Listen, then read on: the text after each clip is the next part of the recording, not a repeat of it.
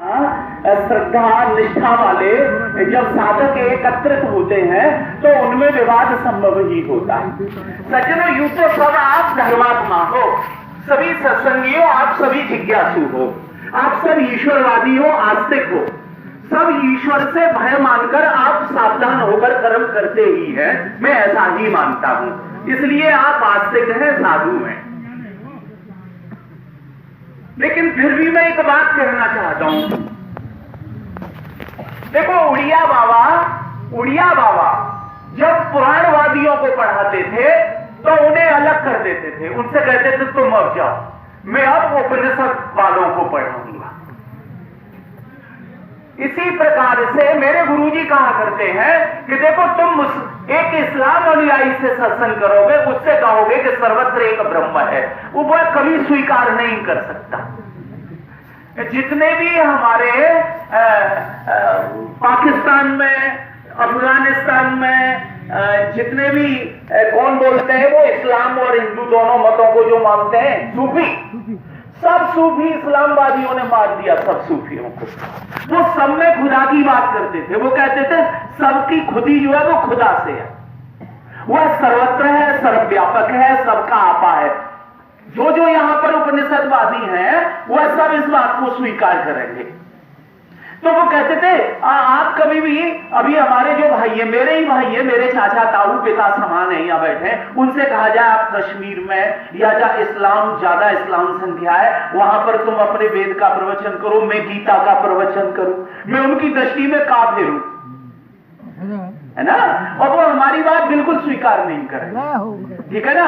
उनका अल्लाह न अवतार लेता है, न यहाँ आता है, वो 7वें आसमान पर है, इस तरह की बात करते हैं। और ये भी बात करते हैं कि वो पहाड़ पे आया, अल्लाह ने कहा मुझे भूख लगी है, मेरे लिए बछड़े लाओ, गाय लाओ, बकरी लाओ, इस तरह की भी उनकी बातें आती हैं, मिलती हैं। तो वो तर्क की कसौटी पर ठीक ठीक नहीं बैठती, उतरता नहीं है, ठीक है ना? तो उसमें श्रद्धा नहीं होती और वो मंच पर आने के लिए तैयार नहीं होते। अच्छा, ऐसे ही हम और आप सब भाई भाई हैं, आप हम सब एक परिवार के हैं, हम सब सनातनी हैं, हम सब हिंदू हैं, हम सब अधिकांश जो आज वेद की बात, वेद पर प्रधानतया मुख्य तरह से बोलते हैं, वेद निष्ठा की बात करते हैं, ठीक है ना? वो उपनिषद नहीं मानते, वो मानेंगे तो दयानंद जी के द्वारा भाष्यित को मानेंगे, ठीक है ना? अच्छा, हम दयानंद जी को भी प्रणाम करते हैं। आप सब कोई है जो वेद के विरोधी हो? आप में कोई है वेद का विरोधी? कोई नहीं है। ब्रह्मास्मि। लेकिन यहाँ गीता के भी विरोधी बैठे हैं, कृष्ण के भी विरोधी हैं, हमारे ही दादा आदि। आप समझो, अभी चौहान साहब ने यहाँ से विचार, अपना विचार नहीं था उनका, उन्होंने किसी का विचार पढ़ा था, ठीक है, फिर भी उन्होंने जो कोई विरुद्ध नहीं कहा, जितना भी कहा उन्होंने व्यवहार में एक सदाचार की ओर ले जाने के लिए कहा। बहुत सुंदर कहा, 2 प्रकार की मुक्ति होती है, एक दुराचार से सदाचार में प्रवेश, दुराचारों से मुक्ति। जब तक लौकिक मुक्ति बोलते हैं, जब तक हम दुराचार नहीं छोड़ेंगे, सदाचारी नहीं मिल, और सीलिक मिले बेन बुद्ध सेवक आई। जो सदाचार है वो बिना बुद्धिजीवी और बिना संतों की शरण में जाए बिना प्राप्त नहीं होता, इसमें कोई संदेह नहीं है। तो पहली मुक्ति तो यही होती है, प्रथम भगत संतन कर संगा। तो मैं एक बात फिर कहना चाहता हूं, अपने मैं चौहान साहब से कहना चाहता हूं, और भी, यानी नाम ले दिया, मेरे प्रिय है इसलिए नाम ले रहा हूं, अगर द्वेष होता तो मैं नाम नहीं लेता, मुझे लड़ाई का डर होता।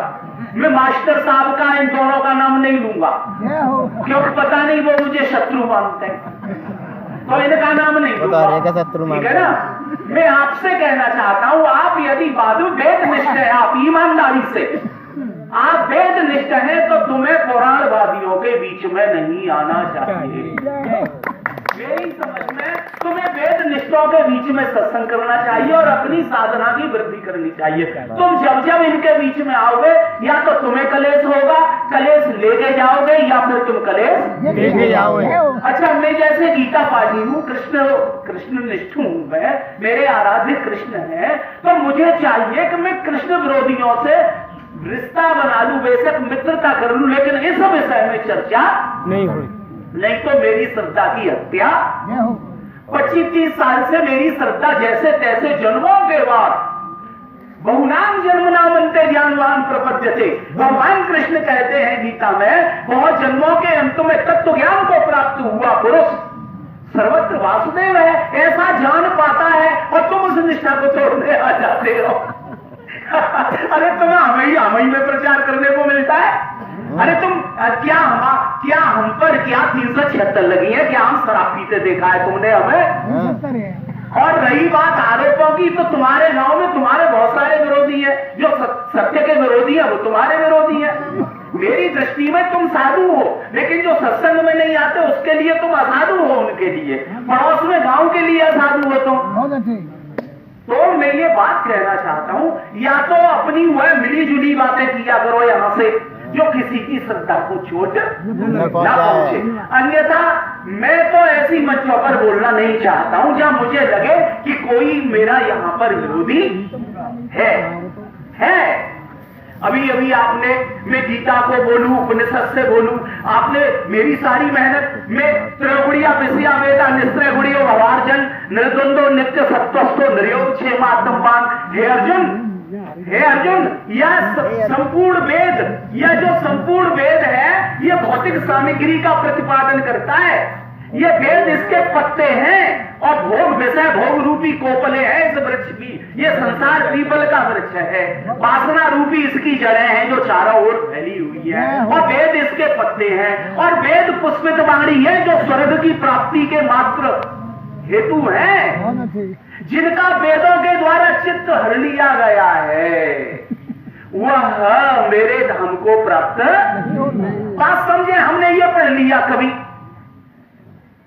बात समझे, हमने ये पढ़ा श्रीमद् भगवद गीता में। आप कहते हैं कि आत्माएं बहुत है, हमने पढ़ा गीता में, नैनम छिदंती शस्त्राणी, यह आत्मा अछेद्य है। नहीं लिखा उसमें कहीं पर कि यह आत्माएं अछेद्य हैं। कहीं पढ़ा है आपने? अगले श्लोक में उन्होंने कहा अछेद्यो अयम, यह आत्मा अछेद्य है। अधायो अयम, यह आत्मा अधाय है। अकलेद्य अशोष्य एवचा, यह आत्मा अशोष्य है, अकलेद्य है। और कैसा है? नित्य सर्वगतम, यह नित्य है, व्यापक है, स्थायी है। अचलो अयम, यह अचल है और सनातन है। और कैसा है?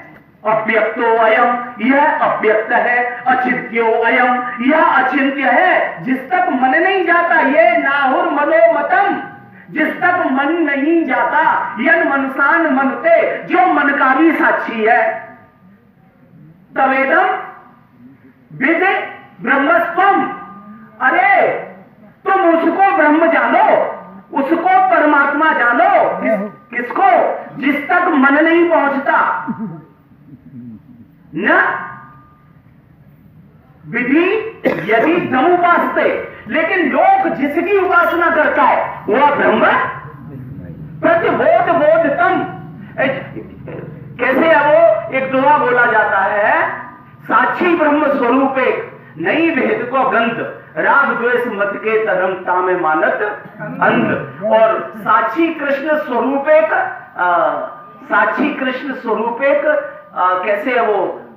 साक्षी है, साक्षी ब्रह्म सुबोध, यानी समझ जो वृत्तियां हैं वो गोपिका है, और साक्षी जो है वो कृष्ण है, जो बुद्धि का भी गीता में आया, जो बुद्धि का भी साक्षी है। प्रतिबोध बोधतम, जो बोध के प्रति साक्षी है, जो पूरी प्रकृति का साक्षी है, सारे व्यवहार जगत का साक्षी है, जो स्मृति का भी रक्षक है।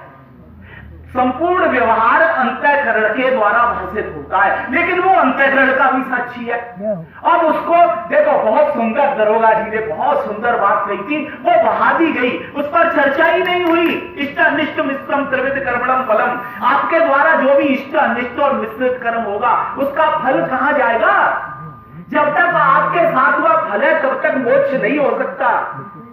भगवत त्यागना न तत्प्रेत्य, कि आपने इस लोक में अपने किए हुए कर्मों का फल त्याग दिया है, वह तो तभी संभव है जब आप देहाभिमान से मुक्त हो गए हो। पहले जब मैं आया तो यह राजपाल जी व्याख्या कर रहे थे उसका अकर्म का। अकर्म किसके द्वारा होगा?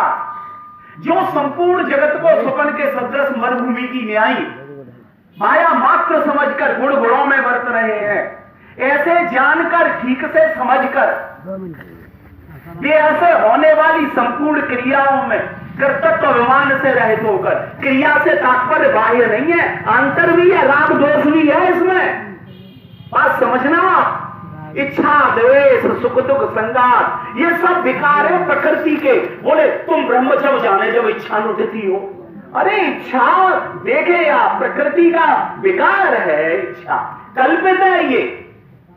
तो आप हम सब ने ध्यान नहीं दिया, लेकिन विद्वान पुरुष, ज्ञानी पुरुष तो किए हुए अपने कर्मों को इसी लोक में त्याग देता है। तो देहाभिमान से रहित होकर जो संपूर्ण कर्मों को प्रकृति के द्वारा करता हुआ देखकर अकर्तव्य में जो स्थित रहता है, नैवं किंचित करोमि इति मन्ये तद्विता, 5वें अध्याय का 9वां श्लोक है, शायद 7वां 8वां 9वां, स्मृति नहीं रहती, मन नहीं करता पढ़ने को, जितना पढ़ लिया लगता है वही सब है, जितना समझ लिया है उसी समझ में स्थित हो जाओ। अब अधिक भाग दौड़ बोलना सुनना, नाना श्रुति विपरन्नाप्ते यदा इस्तस्यता निश्चला, ये नाना मत और मतांतर और ज्ञान को सुनकर बुद्धि भ्रमित हो जाएगी।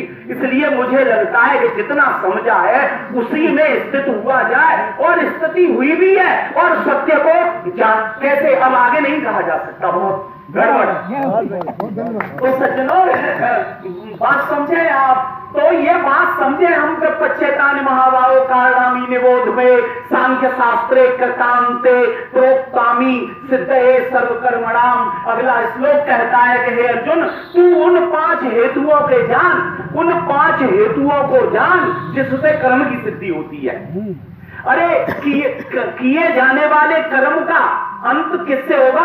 सांख्य शास्त्र की विधि सुन, सांख्य का सार सुन। अब क्या क्या कहा उन्होंने?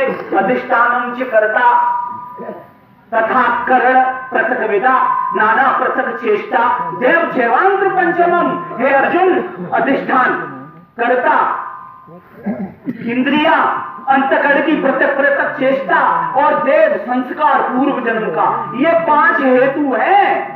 कर्म में कौन है ये? 5 हेतु। लेकिन अहंकार व सहंकार ने मूढ़ात्मा करता मिति मन्यते, अहंकार के कारण अपने को न जानने वाला ये जीव कहता है कि मैं करता हूं। इसलिए शरीर वांग मनोभिर यत् कर्म प्रारंभ नर, इस नर के द्वारा, मनुष्य के द्वारा जितनी भी शरीर और मन वाणी से क्रियाएं होती है, न्यायम व विपरीत वा, चाहे वो न्यायपूर्ण हो या अन्यायपूर्ण हो, पाप हो या पुण्य हो, तस्य पच्यते हेतवा।